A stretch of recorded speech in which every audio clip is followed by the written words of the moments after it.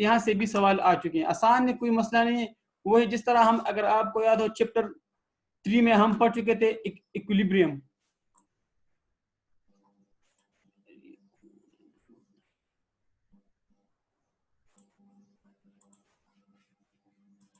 ठीक है जी, याद हो आपको इक्विलिब्रियम।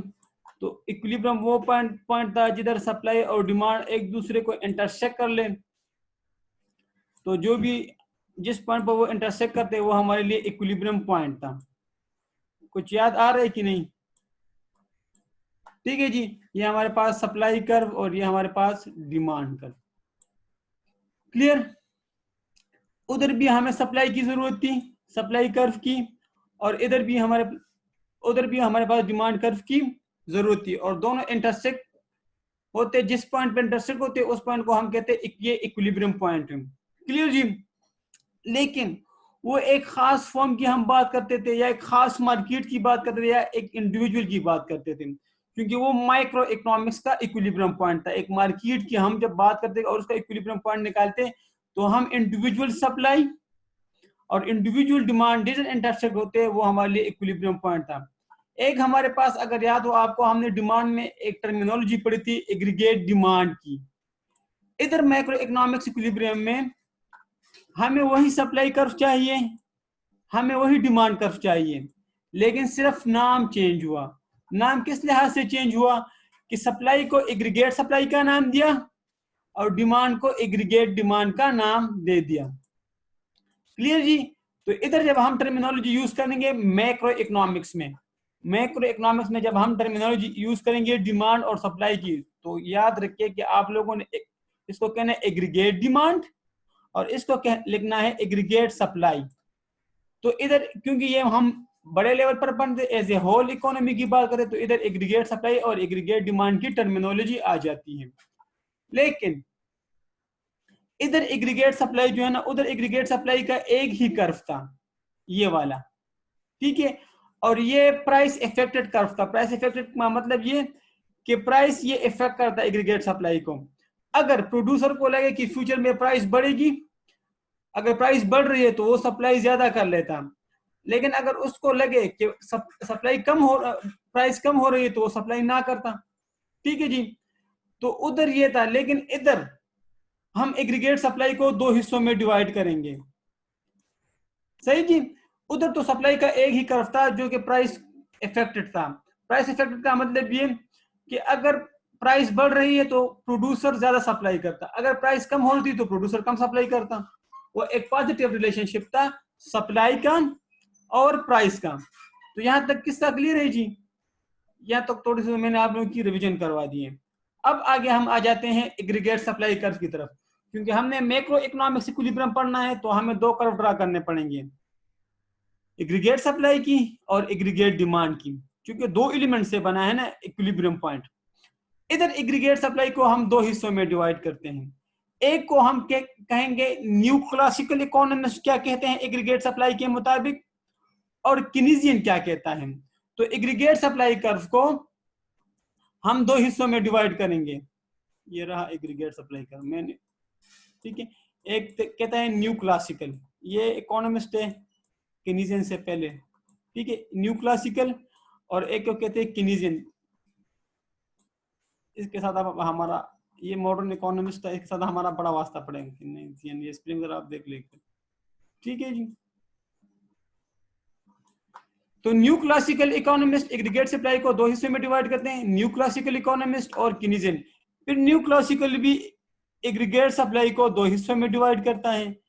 एक कहता है कि यार ये short run aggregate supply curve, short run aggregate supply curve SRAS, और एक कहता है long run aggregate supply curve, और ये कोई बाइफर्केशन नहीं करता इसकी। ठीक है जी। तो एग्रीगेट सप्लाई कर्व को हमने दो हिस्सों में डिवाइड करना है, क्योंकि हमने मैक्रो इकोनॉमिक्स इक्विलिब्रियम आइडेंटिफाई करना है। तो उसके लिए हमारे पास पहले जरूरी है कि एग्रीगेट सप्लाई कर्व हो और एग्रीगेट डिमांड कर्व हो। अब हम उसके एग्रीगेट सप्लाई कर्व को आइडेंटिफाई करते हैं। न्यू क्लासिकल इकोनॉमिस्ट और कीनेसियन पेपर में ये मेंशन करने की जरूरत नहीं है कि न्यू क्लासिकल या कीनेसियन, आपको खुद पता लग जाएगा। ठीक है, एक को कहते हैं न्यू क्लासिकल, कहते हैं कि एग्रीगेट सप्लाई कर्व दो तरह की होती हैं, short run aggregate supply curve और long run aggregate supply curve. जी यहां तक कोई सवाल?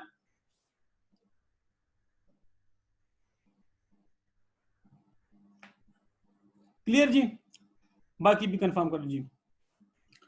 अब एग्रीगेट सप्लाई कर्व, वही एग्रीगेट सप्लाई कर्व जो हम पहले पढ़ चुके हैं। The total supply of good and services produce within an economy at a given price, at a given overall price at a given time period. वही supply की definition कि total supply of good and services, ठीक है, एक economy के अंदर overall price, ठीक है, जब पूरी इकोनॉमी की बात आ गई तो ओवरऑल प्राइस लेवल और in a given period of time. उधर क्या था? उधर था यार supply of good and services, ठीक है, एट ए प्राइस लेवल और at a given period of time. Micro economics में ये था, माइक्रो इकोनॉमिक्स में सिर्फ उसने थोड़ी सी लैंग्वेज की चेंज कर दी, बाकी डिफिनीशन वही है। तो एग्रीगेट सप्लाई जब हम एक इकोनॉमी के अंदर ओवरऑल प्राइस लेवल पर सप्लाई गुड्स की गुड या सर्विसेज की सप्लाई होगी, ठीक है, एक खास पीरियड में, तो इसको हम कहते हैं एग्रीगेट सप्लाई।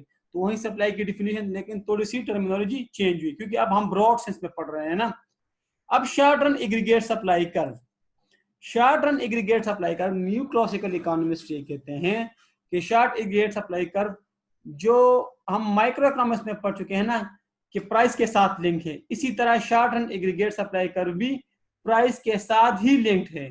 अगर शॉर्ट रन में प्राइस बढ़ेगी तो प्रोड्यूसर ज्यादा सप्लाई करेगा, अगर शॉर्ट रन में प्राइस कम होगी तो प्रोड्यूसर सप्लाई कम कर लेगा। ठीक है जी, तो ये इसका जो लिंक है ना, जो रिलेशनशिप है, वो प्राइस के साथ रिलेटेड है। ठीक है, तो प्राइस बढ़ेगी तो सप्लाई भी बढ़ेगी, प्राइस कम होगी तो सप्लाई भी कम होगी। क्लियर जी? तो शॉर्ट रन में तो ये है, जिस तरह देखें आप, ये इससे तो आप इतने मानूस तो हो चुके होंगे ना जी, प्राइस ये थी तो ये सप्लाई, ठीक है, और इन्होंने अब ये आउटपुट या सप्लाई वाई के साथ शो किया। ठीक है जी, जब प्राइस ज्यादा हुई तो सप्लाई ज्यादा हुई, और इन्होंने लिखा है शॉर्ट रन एग्रीगेट सप्लाई कर। फिर जी, तो ये वही पुराना topic, high price in the economy leads to expansion in aggregate supply in the short run. ये शॉर्ट रन में सप्लाई ज्यादा होगी, सॉरी प्राइस ज्यादा होगी तो सप्लाई भी ज्यादा हो जाएगी। क्लियर जी? तो यहां तक कोई कंफ्यूजन? शाबाश, पूछे अपना सवाल टाइप कर, 1 मिनट में, मैं 1 मिनट तक कुछ भी नहीं पढ़ाऊंगा, आप अपने अपने सवाल टाइप कर दीजिए।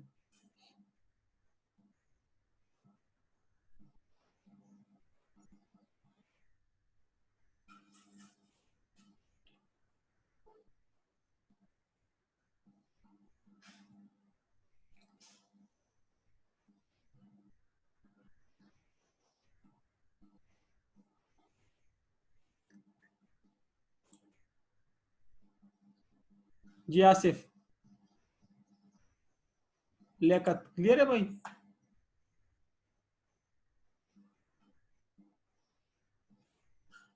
ठीक ठीक जी, ठीक।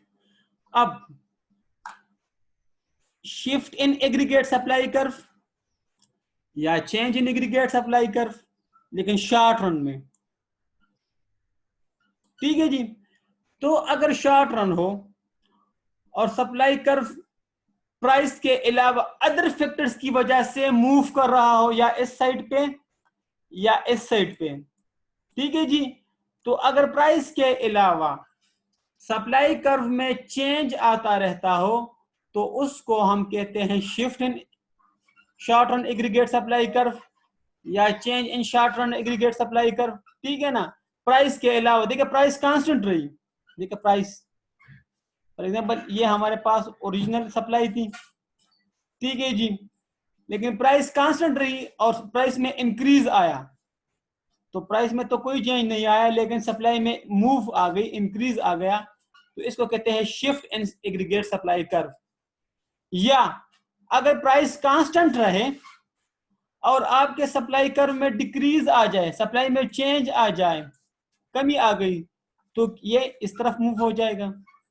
तो आई रिपीट कि प्राइस के अलावा अदर फैक्टर्स की वजह से अगर सप्लाई कर्व में इंक्रीज या डिक्रीज आता हो तो उसको हम कहते हैं shift in the short run aggregate supply curve या change in the short run aggregate supply curve.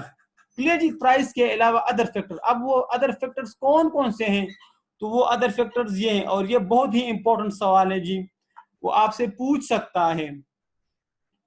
इधर आप लोगों को थोड़ा सा ध्यान देना होगा, और खासकर पेपर में भी, कि वो आपसे पूछेगा कि यार कि वो कौन कौन से फैक्टर्स हैं कि जिसकी वजह से आपकी सप्लाई कर्व राइट या लेफ्ट की तरफ मूव हो जाती है, एग्रीगेट सप्लाई कर्व। तो अगर एग्रीगेट सप्लाई कर्व का आ गया तो आपके जहन में ट्रिगर होना चाहिए कि यार ये तो मैक्रो इकोनॉमिक्स की बात कर रहा है, मैक्रो इकोनॉमिक्स की, ठीक है जी।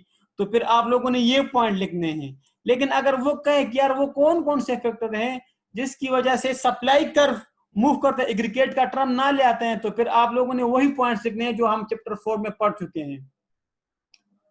अभी कंफ्यूजन क्लियर हो रही है कि नहीं? अगर उसने कहा कि यार बताओ आप कि वो कौन कौन से फैक्टर है जिसकी वजह से आपका एग्रीगेट सप्लाई कर्व लेफ्ट या राइट की तरफ मूव होता है, ठीक है ना, प्राइस के अलावा, तो आप लोगों ने ये पॉइंट लिखने हैं। लेकिन अगर वो एग्रीगेट की टर्मिनोलॉजी क्वेश्चन में ना लेके आया और उसने कहा कि यार वो कौन कौन से पॉइंट है जिसकी वजह से आपका सप्लाई कर्व चेंज हो जाता है, और एग्रीगेट सप्लाई के वो लफ्ज ना लिखे, तो फिर आप लोगों ने वो पॉइंट्स लिखने हैं, ठीक है जी। इन चीजों में थोड़ा सा ख्याल रखना है। ऐसे नहीं हो कि वो एग्रीगेट का लफ्ज ले और आप वो पॉइंट वो लिखे, तो फिर गलत हो जाएगा ना। ये तो सवाल को ध्यान से समझना है जी। मुश्किल काम कैब का आंसर देना नहीं, मुश्किल काम ये कि आप उसके सवाल को समझे। आप उसके सवाल को समझ गए तो फिर आप लोगों के लिए फिर आप इतना, हमने सीए का हर बच्चा इतना पढ़ चुका होता है कि उसको समझ आ जाती है कि वो अब इसमें क्या लिखना है। लेकिन एक दफा समझ आ जाना चाहिए। देखिए कितना टेक्निकल पॉइंट है। अगर वो देखो short run aggregate supply curve, ठीक है जी, तो फिर आप लोगों ने ये पॉइंट्स लिखने 3 4 5 6 पॉइंट्स। लेकिन अगर वो सिर्फ सप्लाई कर्व ले आए तो फिर वो आपसे माइक्रो इकोनॉमिक्स का पूछ रहा है, एक इंडिविजुअल मार्केट या एक इंडिविजुअल प्रोड्यूसर का पूछ रहा है। लेकिन अगर वो एग्रीगेट सप्लाई का ले आए सवाल, तो फिर ये पूरी इकोनॉमी का पूछ रहे हैं आपसे, तो फिर आप लोगों ने ये पॉइंट लिखने। अब वो पॉइंट कौन कौन से हैं जरा पढ़ लेते हैं। तो what I am saying, I think इंशाल्लाह यू हैव अंडरस्टैंड। क्लियर जी। तो इन चीजों को थोड़ा सा ध्यान के पढ़ना है जी। बाकी पढ़ते सारे बच्चे हैं जी, सीए का हर बच्चा पढ़ता है। Change in factor productivity of both labour and capital, ठीक है जी। यार आपके लेबर चेंज हुआ, आपने कैपिटल फॉर एग्जांपल आपने मजीद लेबर इंट्रोड्यूस करवाया, ज्यादा लेबर, ठीक है, जो कि आपको ज्यादा प्रोडक्टिविटी दे रहा है, या आपने एक ऐसी मशीनरी अडॉप्ट की जिसकी वजह से आपकी प्रोडक्टिविटी में इंक्रीज हुआ। तो अगर प्रोडक्टिविटी में इंक्रीज आ जाता है तो आपकी सप्लाई ज्यादा होगी। लेकिन अगर आपने कोई ऐसी मशीनरी या लेबर अडॉप्ट किया जिसकी वजह से आपकी प्रोडक्टिविटी में कमी आई, तो अगर प्रोडक्टिविटी में कमी आने का मतलब ये कि आपकी सप्लाई कम होगी। तो increase in productivity of labour या कैपिटल, ठीक है, तो मीन्स कि आपकी प्रोडक्टिविटी में इंक्रीज आने से आपकी सप्लाई में इंक्रीज होगा। लेकिन अगर आपकी प्रोडक्टिविटी में डिक्रीज आ जाता है लेबर की प्रोडक्टिविटी में या कैपिटल की प्रोडक्टिविटी में, तो आपकी सप्लाई में डिक्रीज आ जाएगा। क्लियर जी। तो increase in productivity means increase in supply और decrease in productivity means decrease in supply, ठीक है जी। तो पहले पॉइंट में कोई कंफ्यूजन?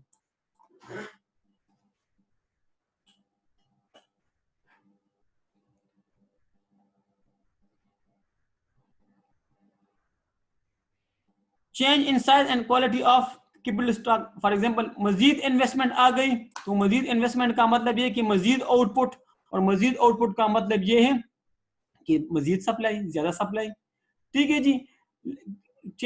ठीक है, तो अगर आपने इन्वेस्टमेंट के थ्रू अपने कैपिटल को बढ़ाया या अपने क्वालिटी को एनहेंस किया या अपने साइज को एनहेंस कर लिया थ्रू इन्वेस्टमेंट, इन शॉर्ट कि अगर आपने इन्वेस्टमेंट ज्यादा कर दी, तो इन्वेस्टमेंट ज्यादा का मतलब ये कि इंक्रीज इन आउटपुट, और इंक्रीज इन आउटपुट का मतलब ये कि इंक्रीज इन सप्लाई।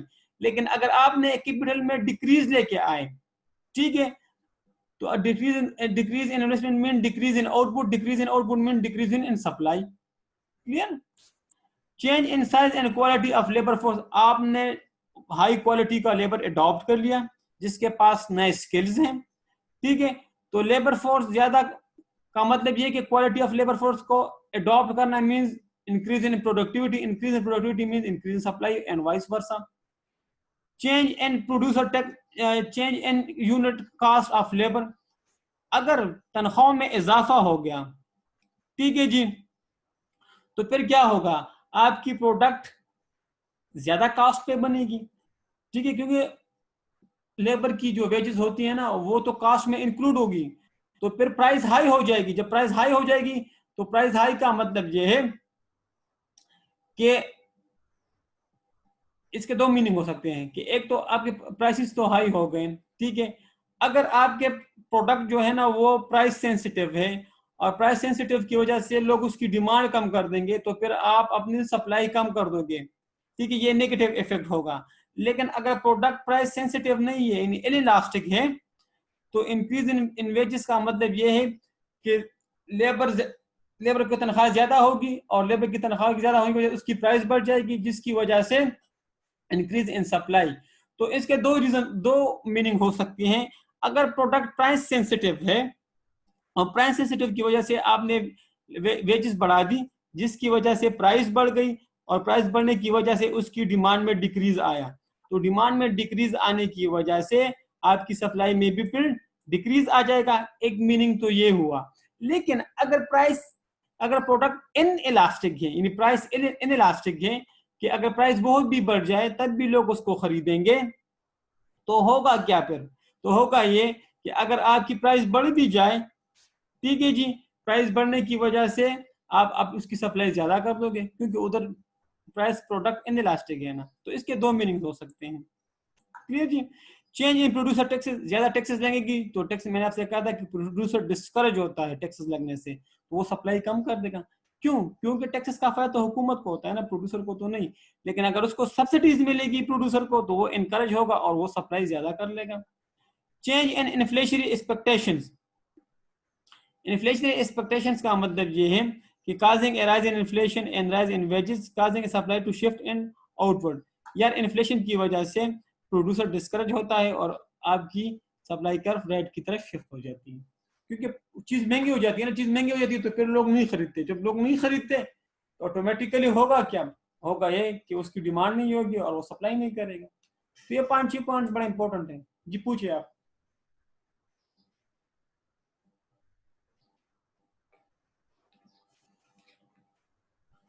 ये वही पुराने पॉइंट्स हैं, लेकिन अब वो एग्रीगेट सप्लाई में लेके आए हैं आप लोगों के पास।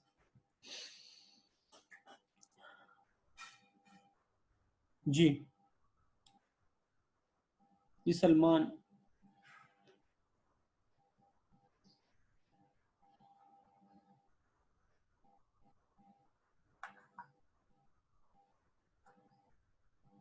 आगे जाए फिर।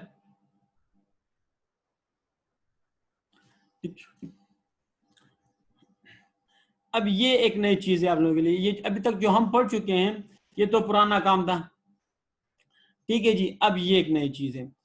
न्यू क्लासिकल ने दो हिस्सों में डिवाइड किया था, शॉर्ट रन एग्रीगेट सप्लाई और लॉन्ग रन। शॉर्ट रन तो हम पढ़ चुके हैं, अब हम आ जाते हैं लॉन्ग रन एग्रीगेट सप्लाई की तरफ।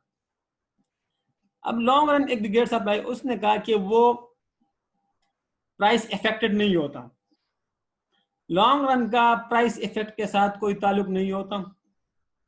और लॉन्ग रन में उसने कहा कि ये प्रोडक्ट, इसको उन्होंने प्रोडक्ट पोटेंशियल का नाम दिया।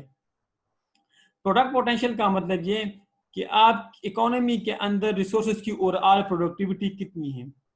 उसने कहा कि ये, उन्होंने एक रिस्ट्रिक्शन लगा दी है और उसने कहा कि ये वर्टिकल टू एक्सेस होता है, सॉरी वाई टू एक्सेस, ठीक है जी।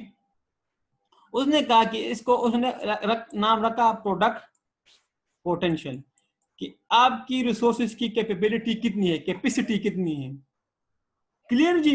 तो ये प्राइस इफेक्टेड नहीं होता, ठीक है जी। ये एक रिसोर्स, ये आपके पास एक आप रखेंगे एक बाउंड्री है, ठीक है, इकोनॉमी की बाउंड्री, इसके अंदर अंदर आप प्रोड्यूस करोगे, ठीक है जी, तो प्राइसेस नहीं बढ़ेंगे। इसका इससे साथ, शॉर्ट रन के साथ उसका कोई भी ताल्लुक नहीं है। क्लियर जी। इसको अभी आप फटते में ये शॉर्ट रन आप इग्नोर कर दें, आप इधर से पढ़ ले, इंशाल्लाह मजीद क्लियर हो जाएगा। In short run supply changes to price level, मैंने आपसे पहले कहा कि शॉर्ट रन में सप्लाई किसके साथ इफेक्ट होती है? प्राइस के साथ। As the factor of production are adjusted enable more efficient of resources in the long run। ये देखें, it is assumed that supply stay independent of the price।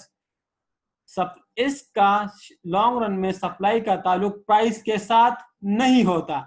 It is determined by the overall productivity of the resources in the economy.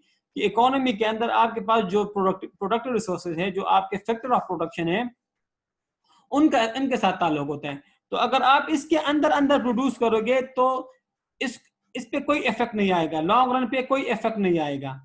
Clear जी? Within this area आप produce कर सकते हो। With in आपके पास इस resources की इतनी capability है कि इसके अंदर आप प्रोड्यूस कर लो, लेकिन इससे बाहर आप प्रोड्यूस नहीं कर सकते इस पॉइंट से। इस लकीर से बाहर आप प्रोड्यूस नहीं कर सकते। क्यों? क्योंकि आपके रिसोर्सेज में इतनी ही पोटेंशियल है कि आप इस Y2 तक आप गुड्स एंड सर्विसेज प्रोड्यूस कर लो, इसके बाहर आप नहीं जा सकते। आपके रिसोर्सेज में इतनी कैपेबिलिटी, इतनी कैपेसिटी नहीं है कि इससे बाहर आप प्रोड्यूस कर लो। फॉर एग्जांपल, इसके अंदर अगर आप प्रोड्यूस कर सकते हो गुड एंड सर्विसेज जितना भी आप चाहो कर लो, ठीक है, लेकिन इससे बाहर आप नहीं जा सकते। आपको याद हो हमने पीपीसी में एक पॉइंट पढ़ा था कि वो हमारे आउटपुट से बाहर है और हम इससे बाहर, वो इसको क्या नाम दिया था हमने? एक तो वो था अंडर यूटिलाइजेशन वाला पॉइंट, इसको कि वो हमारे आउटपुट अप्रोच से बाहर है। एक खूबसूरत सा नाम दिया था हमने। क्लियर जी? तो इसी तरह ये भी आप भी इस पॉइंट से ये बाहर आप प्रोड्यूस्ड नहीं कर सकते, क्योंकि आपके रिसोर्सेज में अनअटेनेबल पॉइंट। एग्जैक्टली बिल्कुल सही। ठीक है जी? तो खैर यहाँ तो टर्मिनोलॉजी यूज नहीं होती, लेकिन मैं आप लोगों को समझाने के लिए कह रहा हूँ कि ये भी हमारे लिए अनअटेनेबल पॉइंट है कि इससे बाहर हम रिसोर्सेज को प्रोड्यूस नहीं कर सकते। क्यों? इसके बाद हमारे पास हाँ यहाँ रिसोर्सेज फैक्ट्स है, बिल्कुल इसके बाहर आप प्रोड्यूस नहीं कर सकते। लेकिन खैर इनका कोई कंपैरिजन तो नहीं, लेकिन मैं आपको ऐसे समझा रहा हूँ। ठीक है जी? कि हमारे पास इधर रिसोर्सेज फिक्स्ड हो जाएंगे और इसके बाहर हम प्रोड्यूस्ड नहीं कर पाएंगे। तो ये एक नया पॉइंट है। जब आप माइक्रो इकोनॉमिक इक्विलिब्रियम ड्रा करेंगे तो ये पॉइंट आप लोगों ने जरूर ड्रा करना है। ये पॉइंट आप लोगों ने जरूर ड्रा करना है। कैपेसिटी रिसोर्सेज, आपके पास जो लैंड है, आपके पास जो लेबर है, आपके पास जो कैपिटल है, आपके पास जो एंटरप्रेन्योरशिप स्किल्स हैं, वो इसी पॉइंट तक है। जो आपके पास जो फैक्टर ऑफ प्रोडक्शन है ना, वो इसी पॉइंट तक मौजूद है। इससे बाहर आप प्रोड्यूस नहीं करा सकते। ठीक है जी? तो रिसोर्सेज का मतलब ये है, हर किसी की अपनी कैपेसिटी होती है ना खाकान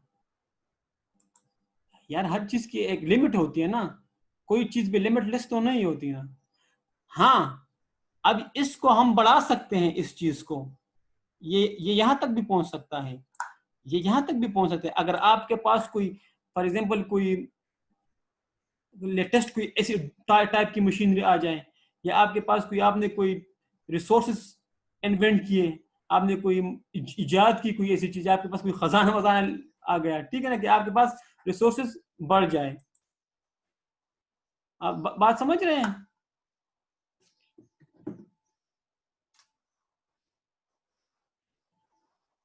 एक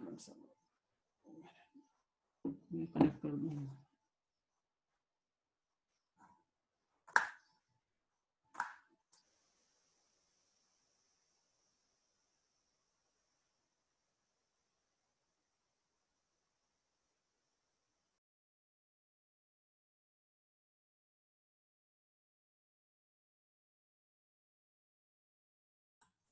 जी, तो ये भी बढ़ सकते हैं, लेकिन इन खास सिचुएशंस में।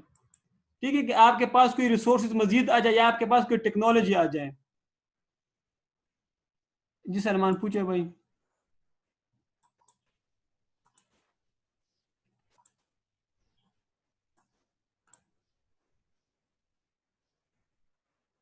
जी सलमान पूछे, मैं वेट कर रहा हूँ।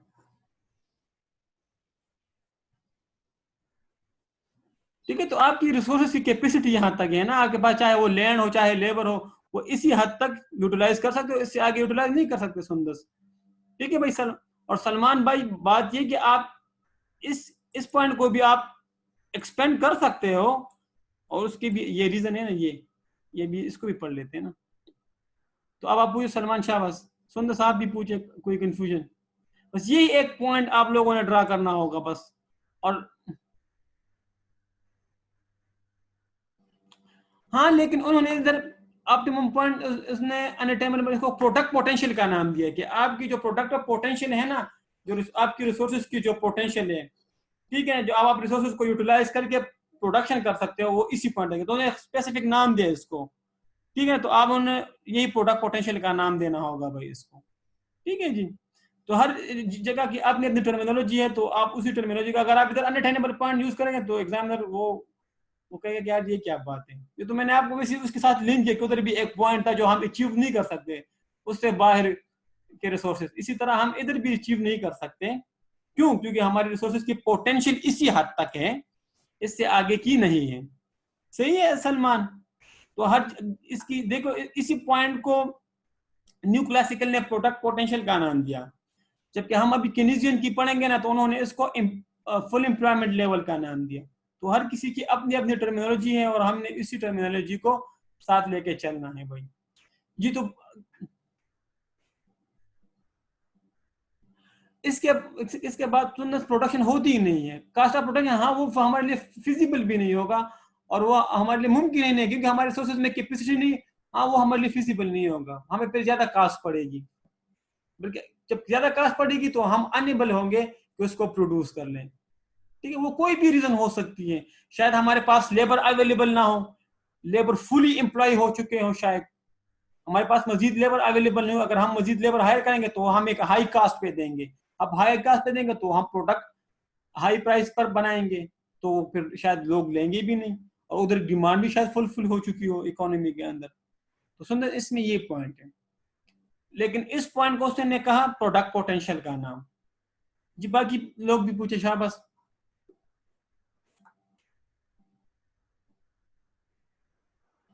क्लियर जी? अब इंशाल्लाह ये मजीद क्लियर हो जाएगा। अब चलो, ये तो है प्रोडक्ट पोटेंशियल, लेकिन इस पॉइंट से हम आगे भी जा सकते हैं, ठीक है ना। अगर हमारे पास कोई टेक्नोलॉजिकल डेवलपमेंट आ जाए, फॉर एग्जांपल ये हमारे प्रोडक्ट पोटेंशियल थी, इससे आगे हम नहीं जा सकते थे, लेकिन हमने एक ऐसी इक्विपमेंट अडॉप्ट की, एक ऐसी मशीनरी अडॉप्ट की जिसकी वजह से हम अपने रिसोर्सेज में एनहेंसमेंट ले आ सकते हैं, इंक्रीज ले आ सकते हैं हम अपने रिसोर्सेज में, ठीक है जी।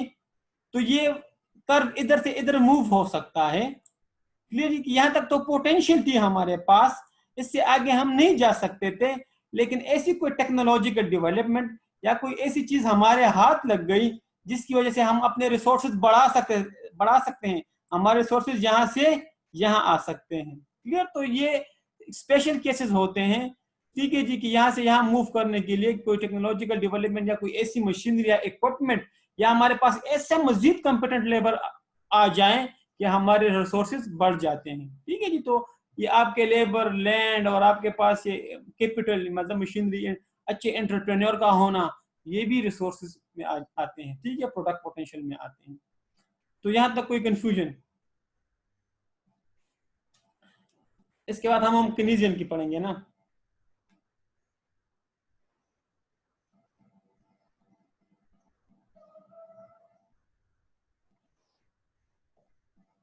क्लियर है भाई? अब केनीजियन हमने पढ़ा ऊपर कि एग्रीगेट सप्लाई को हम दो हिस्सों में डिवाइड करते हैं, न्यू क्लासिकल में और केनीजियन में। और न्यू क्लासिकल में मैंने आपसे कहा कि शॉर्ट रन एग्रीगेट सप्लाई और long run aggregate supply. Short run aggregate supply का मतलब ये है कि प्राइस और सप्लाई का आपस में रिलेशनशिप है, प्राइस बढ़ेगी तो प्रोड्यूसर ज्यादा सप्लाई करेगा, वाइस वर्सा नहीं करेगा। लॉन्ग रन में हमने पढ़ा कि लॉन्ग रन में प्राइस का सप्लाई के साथ कोई ताल्लुक नहीं होता, क्योंकि लॉन्ग रन में हमारे पास रिसोर्सेज प्रोडक्ट पोटेंशियल की बेस पर काम करते हैं। कि प्रोडक्ट पोटेंशियल का मतलब ये है कि हमारे पास जितने भी अवेलेबल रिसोर्सेज हैं, ये इस तक हम प्रोड्यूस कर सकते हैं, इससे आगे हम नहीं जा सकते हैं। हाँ, एक्सेप्शन केसेस मौजूद है कि अगर हमारे पास कोई टेक्नोलॉजिकल डेवलपमेंट आ जाए जिसकी वजह से हमारे रिसोर्सेज बढ़ जाए और हम मजीद प्रोडक्शन कर लें। एक है केनीजियन अप्रोच। केनीजियन अप्रोच ये कहता है कि भाई ये शॉर्ट रन और ये लॉन्ग रन के किस्से में से कुछ नहीं होते, ये न्यू क्लासिकल ने एक ऐसी वो जोड़ी हुई है, ठीक है जी। शॉर्ट रन और लॉन्ग रन का सप्लाई के साथ कोई ताल्लुक नहीं होता। उन्होंने कहा कि यार इस तरह है कि एक लेवल होता है, ठीक है जी। फॉर एग्जांपल ये लेवल, ठीक है। अगर आप इसको उन्होंने फुल एम्प्लॉयमेंट का नाम दिया, full employment level, if E L, full employment level, ठीक है जी। वो कहता है कि अगर आप इस लेवल के अंदर अंदर प्रोड्यूस करोगे तो आपकी प्राइसेस नहीं बढ़ेगी।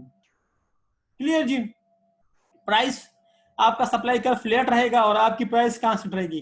फॉर एग्जांपल आप इधर प्रोड्यूस कर लो तो तब भी यही प्राइस रहेगी, अगर आप इधर प्रोड्यूस कर लो तो तब भी यही प्राइस रहेगी, अगर आप इधर प्रोड्यूस कर लो तो तब भी यही प्राइस रहेगी। क्यों? क्योंकि इसका मतलब यह है कि मेरे रिसोर्सेज अभी तक फुली यूटिलाइज नहीं हुए, अभी तक वो अंडर यूटिलाइज्ड हैं। और अंडर यूटिलाइज का मतलब ये कि मेरे पास लेबर भी कसीर तादाद में मौजूद है, मेरे पास लैंड भी कसीर तादाद में मौजूद है, मेरे पास एंटरप्रेन्योर अच्छे अच्छे एंटरप्रेन्योर भी कसीर तादाद में मौजूद है, और मेरे पास इक्विपमेंट भी कसीर तादाद में मौजूद है, ठीक है जी। तो अगर मैं यहां तक इसके अंदर अंदर मैं चीजों को प्रोड्यूस करूं तो प्राइस बढ़ने का सवाल ही पैदा नहीं होता। क्यों? क्योंकि अभी तक रिसोर्सेज फुली यूटिलाइज नहीं हुए। लेकिन एक दफा जब आपके रिसोर्सेज फुली यूटिलाइज हो गए, फॉर एग्जांपल इस पॉइंट पे आप पहुंच गए, इस पॉइंट पे, और आप मजीद प्रोडक्शन करना चाहो, क्लियर जी, तो फिर प्राइस बढ़ना शुरू हो जाएगी। अगर आप इसके अंदर अंदर प्रोड्यूस करोगे तो आपकी सप्लाई कर फ्लैट रहेगी और आपकी प्राइस कांस्टेंट रहेगी। लेकिन जब आप फुल एम्प्लॉयमेंट लेवल पर पहुंच गए, आपके रिसोर्सेज फुली यूटिलाइज्ड हो गए, और फुल यूटिलाइज के बाद भी आप मजीद प्रोडक्शन करना चाहोगे तो आप प्रोड्यूस कर सकते हो, लेकिन फिर क्या होगा? फिर प्राइस बढ़ना शुरू हो जाएगा। क्लियर जी। तो इस पॉइंट को कीनेसियन ने कहा फुल एम्प्लॉयमेंट लेवल का, जबकि इसी पॉइंट को हमने प्रोडक्ट पोटेंशियल का नाम दिया न्यू क्लासिकल अप्रोच के तहत।